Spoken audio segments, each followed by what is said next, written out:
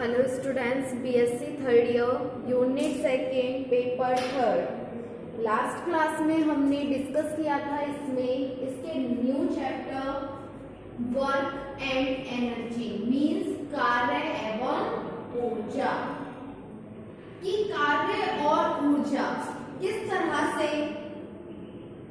Work करेंगे। तो मैंने आप लोगों को कार्य की परिभाषा, वर्क की डेफिनेशन नोट करवा दी थी।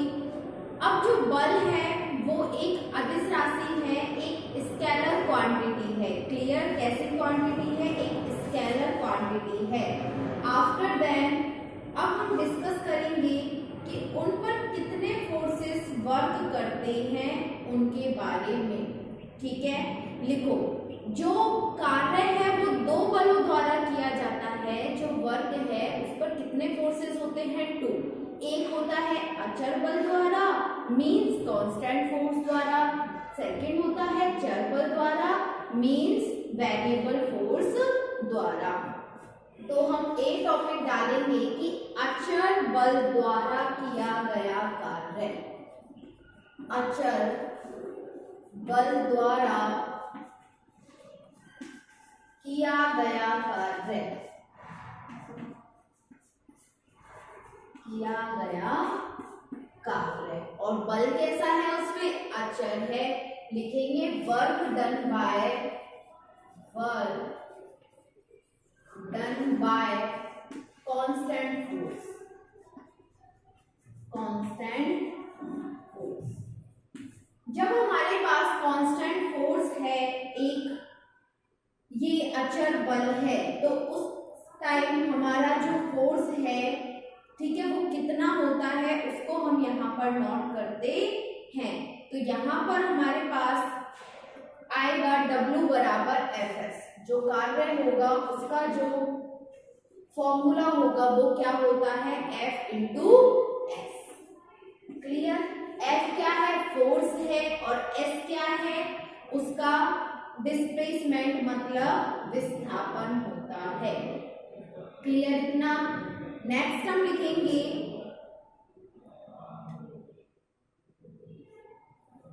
चर बल द्वारा किया गया कार्य। B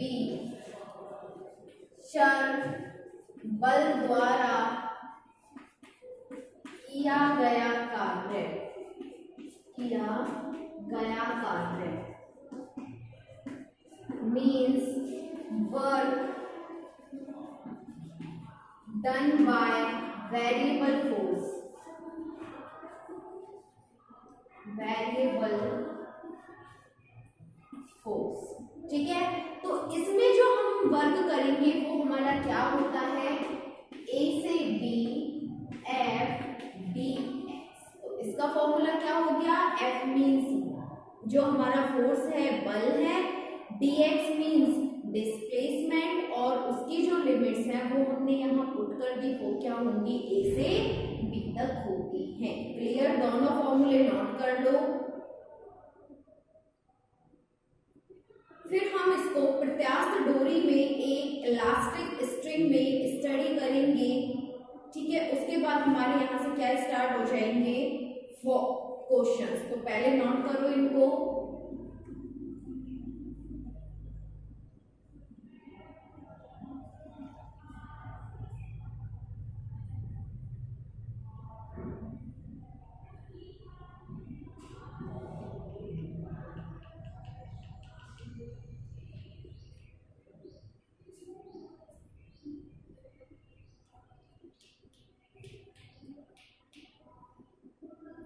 हो गया? नेक्स्ट देखो आगे।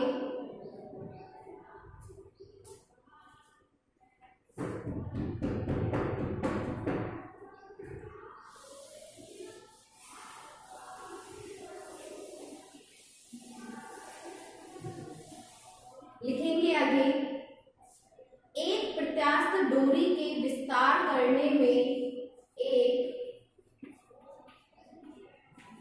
प्रत्यास्थ डोरी में विस्तार करने में किया गया कार्य, विस्तार करने में किया गया कार्य। ठीक है, तो ये कार्य क्या होता है वो हम देखेंगे। Work done in extending, work done in extending in a elastic string,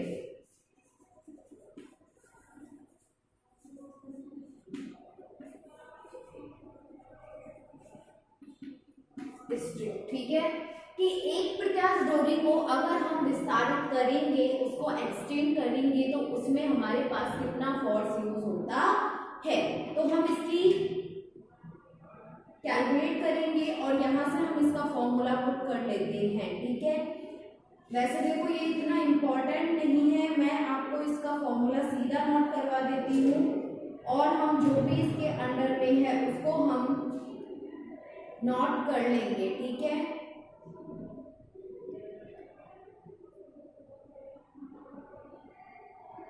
देखो इसका जो इस पर वर्क होगा वो होगा x2 minus x1 t1 plus t2 by 2। क्या होता है x2 minus x1 t1 plus t2 upon 2।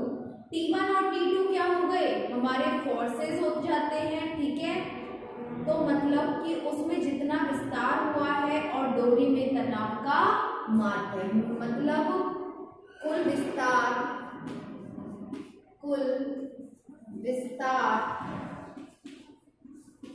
Into तनावों का माध्य, ये होता है इसका फॉर्मूला। अगर हम प्रत्यास्थ डोरी को विस्तारित करेंगे तो उसमें जो तनाव लगेगा उनका माध्य निकालना है और कुल विस्तार निकालना है। एक्सटेंशन एंड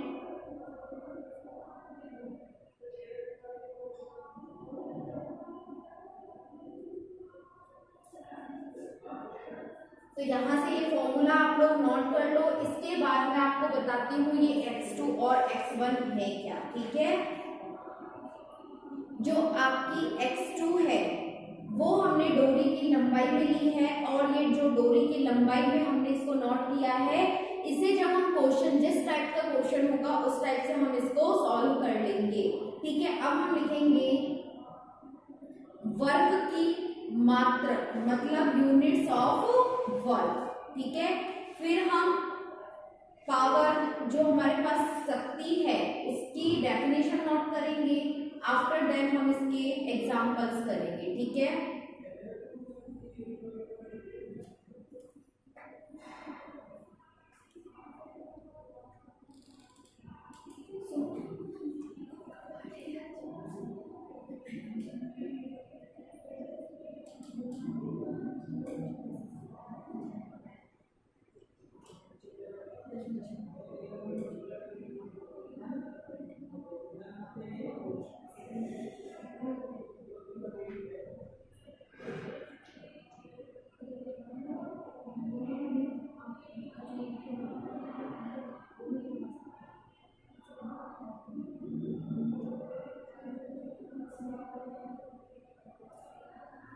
तो यहाँ से क्या हो गया, कुल विस्तार इनटू तनावों का माध्य। ठीक है, कर लिया नोट। नेक्स्ट लिखेंगे कार्य के मात्रक, कार्य के मात्रक,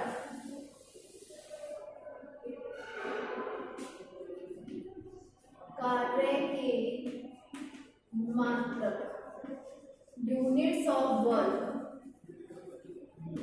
यूनिट्स ऑफ वर्क। ठीक है, तो कार्य के मात्रक क्या होते हैं वो हम देखते हैं।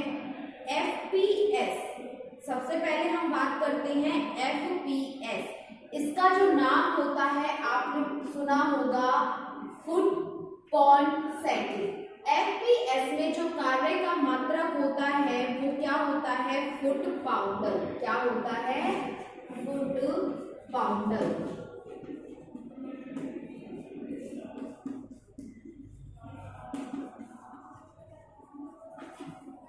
ठीक है। इसके बाद हमारे FPS फुट पाउंडर सेकंड के बाद हमारे पास आता है CGS सेंटीमीटर ग्राम पर सेकंड।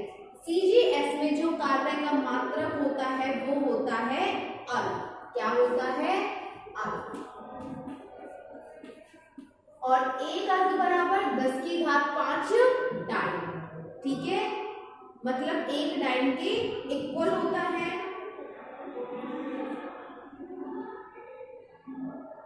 सॉरी, ये आएगा यहाँ पे ERG। नेक्स्ट हम पढ़ते हैं MKS। MKS में जो हमारे कार्य का मात्रक होता है वो होता है जूल।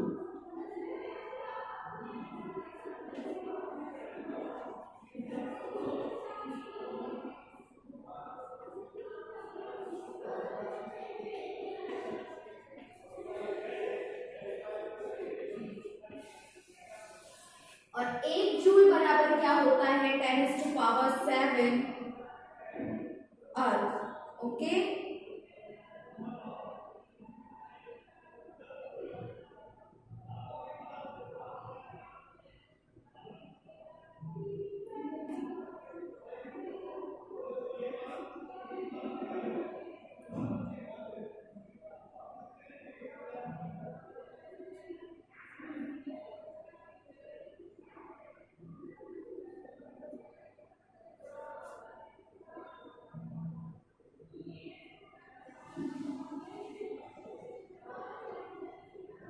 जल्दी नोट करो, फिर हम पढ़ेंगे शक्ति की परिभाषा। शक्ति की परिभाषा, ठीक है, हो गया सबका। नेक्स्ट देखो, शक्ति की परिभाषा। शक्ति मीन्स पावर। क्या होती है? किसी कर्ता द्वारा किए गए कार्य की दर। किसी कर्ता द्वारा किए गए कार्य की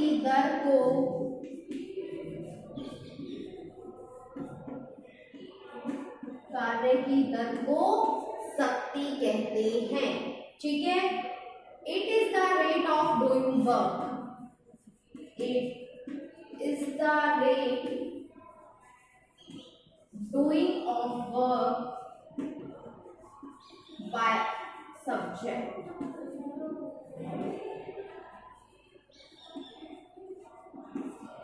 ठीक है, तो ये क्या हो गया हमारे पास शक्ति की परिभाषा। और जो शक्ति का फॉर्मूला होता है वो क्या होता है? dW/dt। P बराबर क्या हो गया? dW/dt। और जो यहां से इसका फॉर्मूला बनेगा वो बनेगा F/V। क्लियर इतना? और ये दोनों की direction.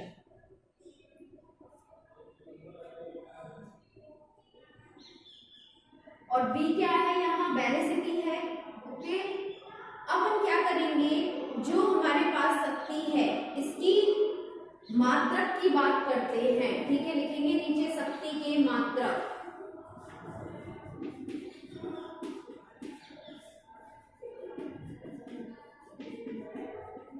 Units of power. Units of power, तो इनको नोट करो आप।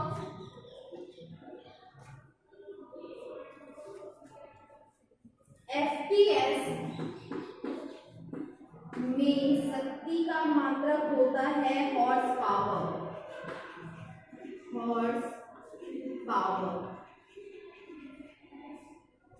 ठीक है, और एक हॉर्स पावर इक्वल टू होता है 550 फीट। क्लियर? इसके बाद होता है MKS। MKS में इसका होता है वाट।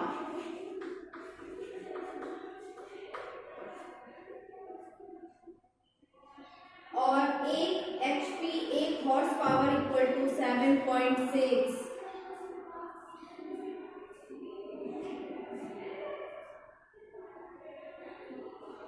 CGS में होता है अर्ग पर सेकेंड।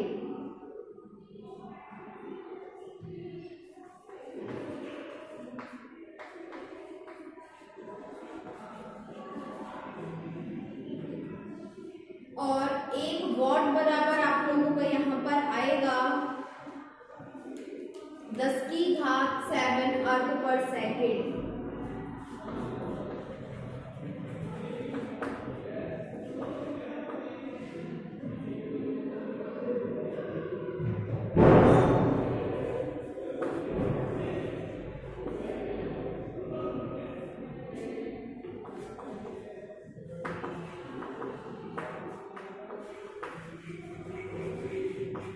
और 1 हॉर्स पावर इक्वल टू होता है 746 वॉट। 746 वॉट। ठीक है, तो ये हो गई आपकी इसकी डेफिनेशन। अब हम इसके एग्जांपल्स स्टडी करते हैं।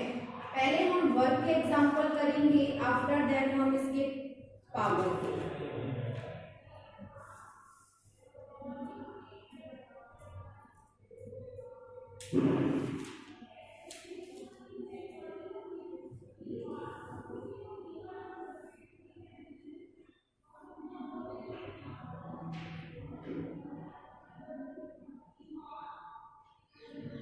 जल्दी नोट करो इसे।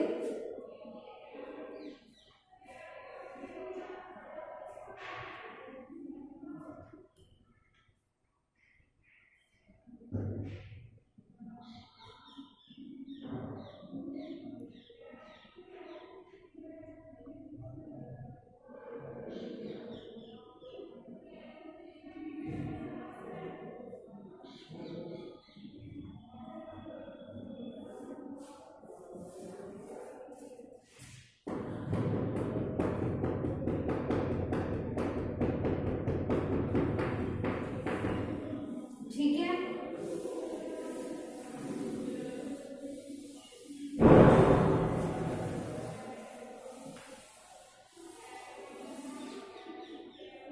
आगे लिखो आप।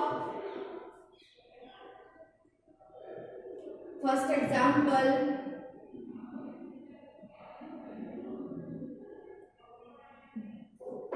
10 क्विंटल भार वाली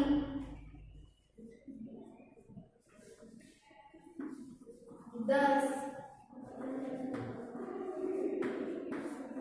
क्विंटल भार वाली मोटर गाड़ी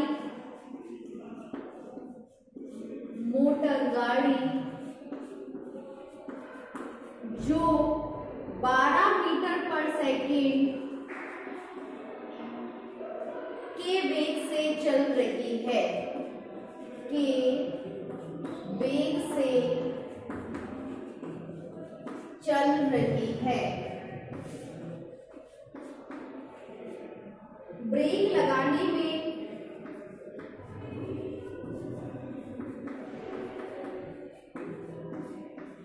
ब्रेक लगाने में 18 मीटर में रोक दी जाती है। 18 मीटर में रोक दी जाती है, रोक दी जाती है। ब्रेक से लगाए गए प्रतिरोधी बल द्वारा, ब्रेक से लगाए गए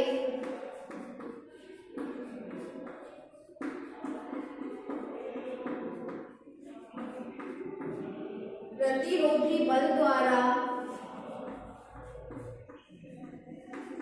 किया गया कार्य ज्ञात करो,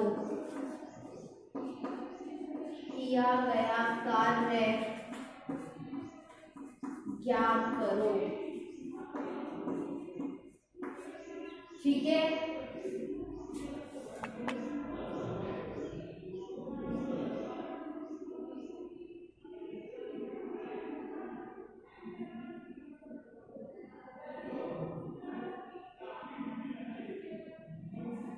A motor car, a motor car waiting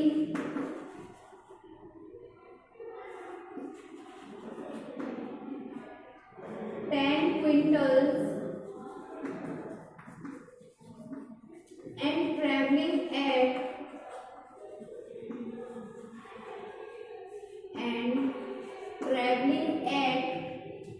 12 meter per second is brought to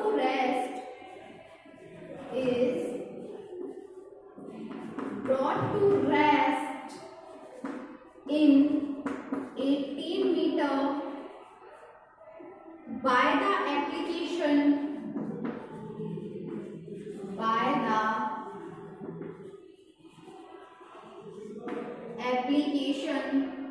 of its brakes.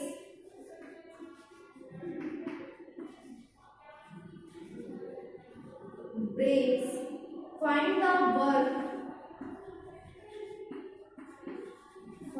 the work done by the force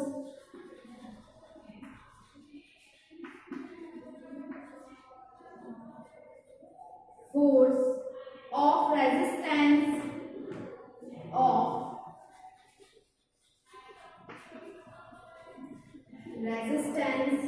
due to brakes.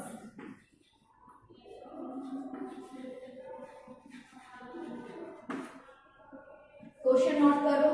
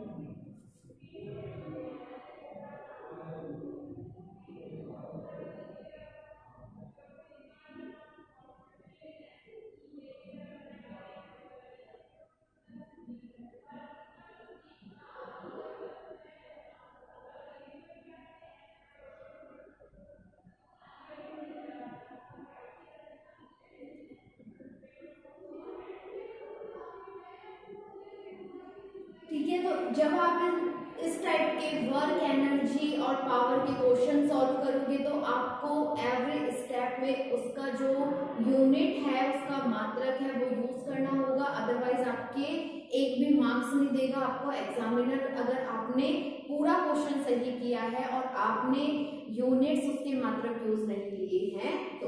ठीक है, अब देखते हैं इस क्वेश्चन को हम।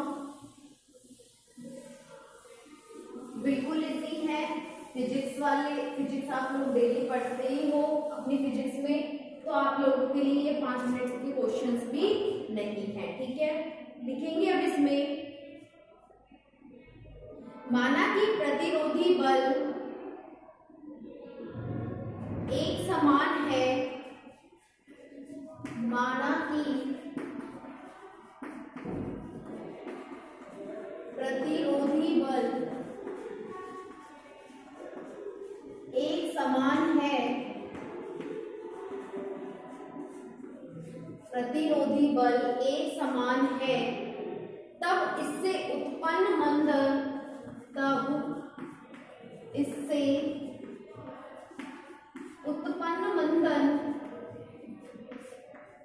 मंदन आर हो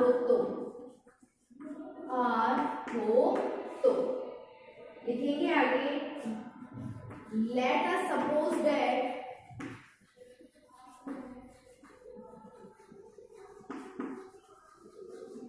the resistance is uniform,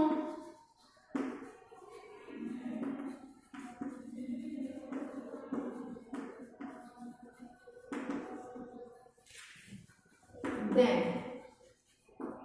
देखो हमें इसमें इनिशियल वेग यानी कि प्रारंभिक वेग का मान दिया है 12 मीटर पर सेकेंड। ओके, टर्मिनल वेलोसिटी की वैल्यू गिवन है 0, x इक्वल टू 18 और f इक्वल टू माइनस का r, f equal to minus r। अब ये माइनस r किस रीजन से लिया है वो मैं आपको बताऊंगी।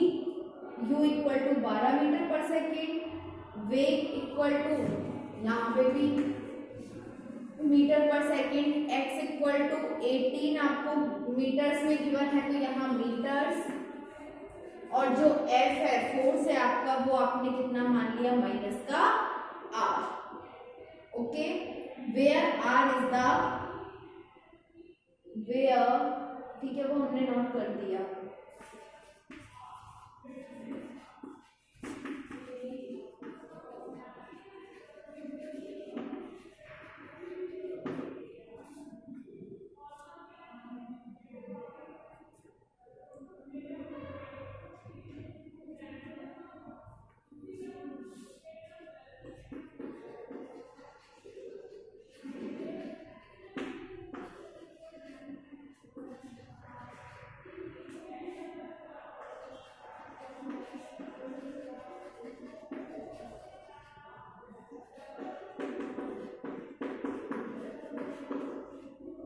अब देखो हमें क्या गिवन है, अब क्या हम यूज लेंगे। हमारे पास एक प्रतिरोधी बल, जब हमारी जो कार है वो इस डायरेक्शन में क्या कर रही है, आगे बढ़ रही है, आगे जा रही है, ठीक है।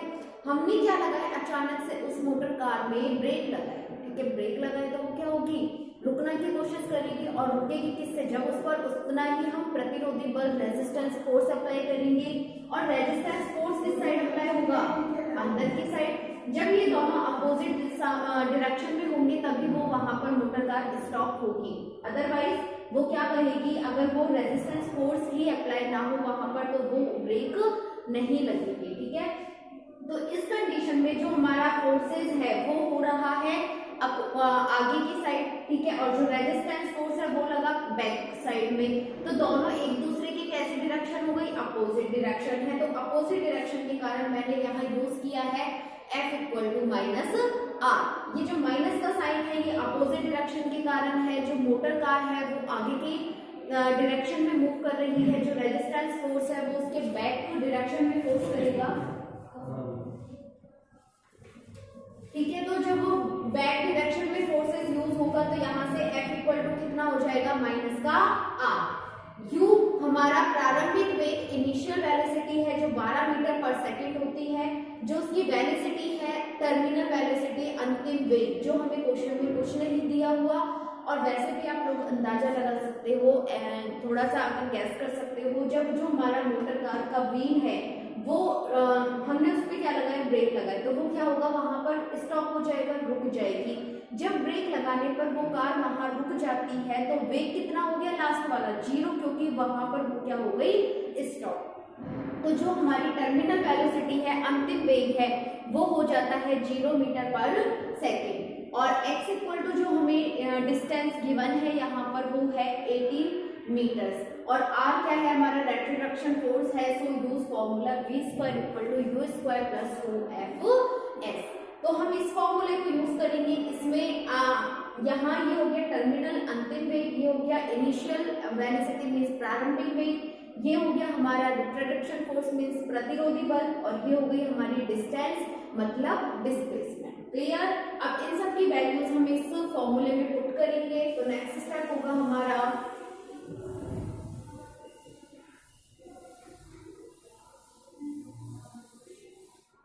b स्क्वायर इक्वल टू 0, यहाँ हो जाएगा 12 का स्क्वायर प्लस का 2, f equal to minus r equal to 18। Clear. तो यहाँ से हमारे पास जो इसका वेलोसिटी होगी वो हो जाएगी यहाँ से 144 माइनस का 36r मीटर पर सेकेंड स्क्वायर, ठीक है। क्यों, यहाँ से r इक्वल टू हम यूज करेंगे तो r इक्वल टू हमारे पास आ जाएगा 36r इक्वल टू 144, और r equal to 144 by 36 equal to ठीक है। तो r की जो वैल्यू हमारे पास आई है वो कितनी आ गई 4। तो यहाँ पर इसको यूज मत करो, यहाँ यूज कर लो मीटर पर सेकेंड स्क्वायर, क्योंकि फोर्स का हमारा जो यूनिट है मात्रक वो कितना होता है मीटर पर सेकेंड स्क्वायर।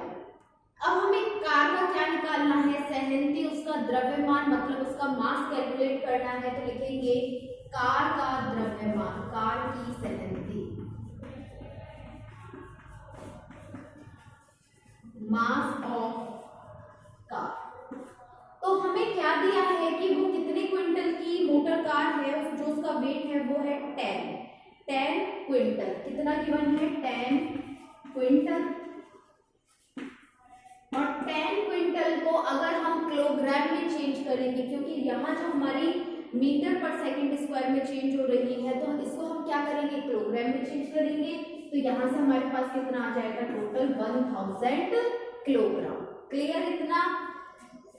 तो यहाँ से जो हमारे पास 1 क्विंटल में होते हैं वो 100 किलोग्राम होते हैं, 100 को 10 से मल्टीप्लाई करा तो 1000 किलोग्राम। अब हम निकालेंगे प्रतिरोधी बल। क्या कैलकुलेट करेंगे, प्रतिरोधी बल, रेजिस्टेंस फोर्स।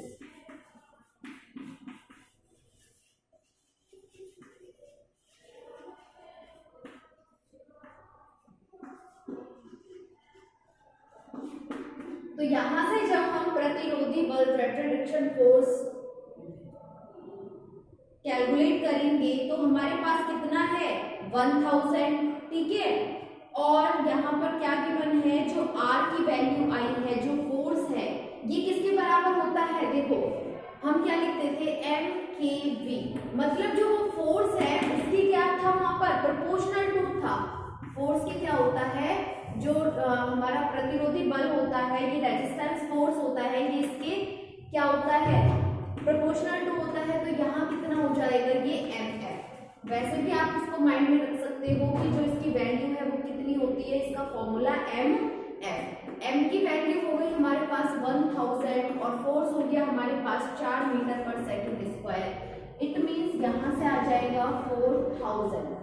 तो हमारे पास जो प्रतिरोधी बल आया है, जो रेजिस्टेंस फोर्स है, वो हो गया हमारे पास कितना हो गया यहाँ से 4000। और यहाँ फोर्स है और फोर्स का हमारा जो यूनिट होती है, मात्रक होता है, वो होता है न्यूटन। क्लियर इतना। अब हम क्या करेंगे, क्या पूछा है हमसे क्वेश्चन में, प्रतिरोधी बल द्वारा किया गया कार्य। तो लिखेंगे प्रतिरोधी बल द्वारा किया गया कार्य, किया गया कार्य, work done by, work done by resistance force.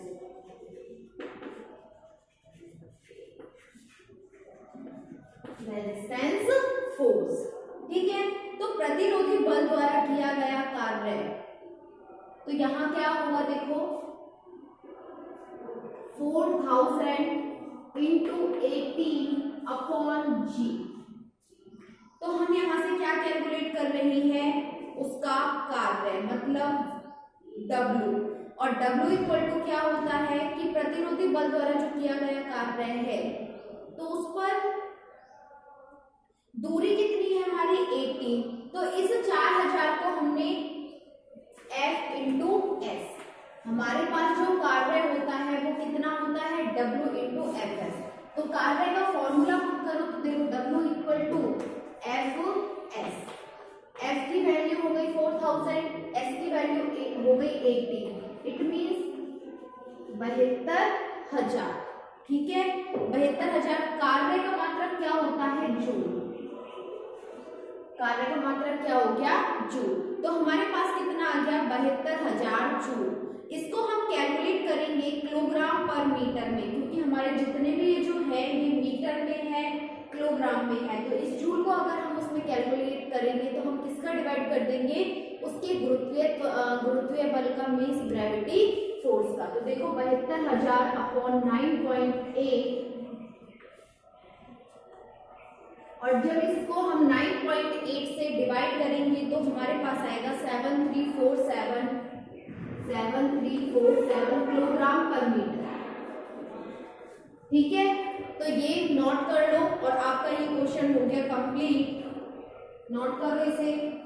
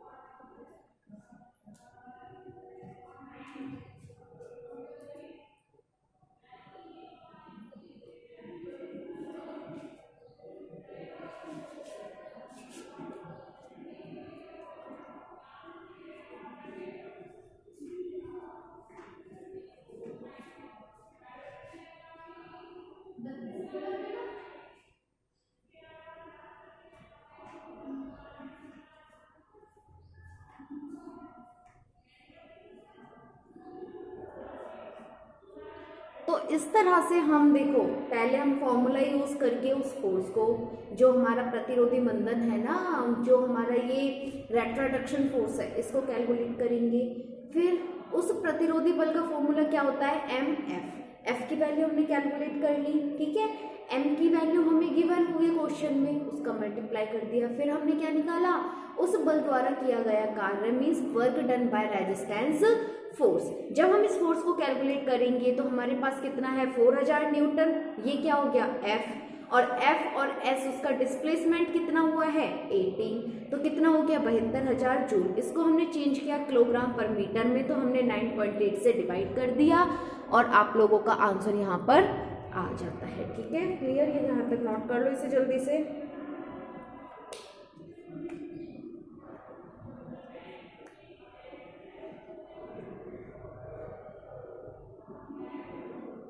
Next class में करेंगे अब हम नेक्स्ट क्वेश्चन हमारा। आज आपकी क्लास यहीं तक।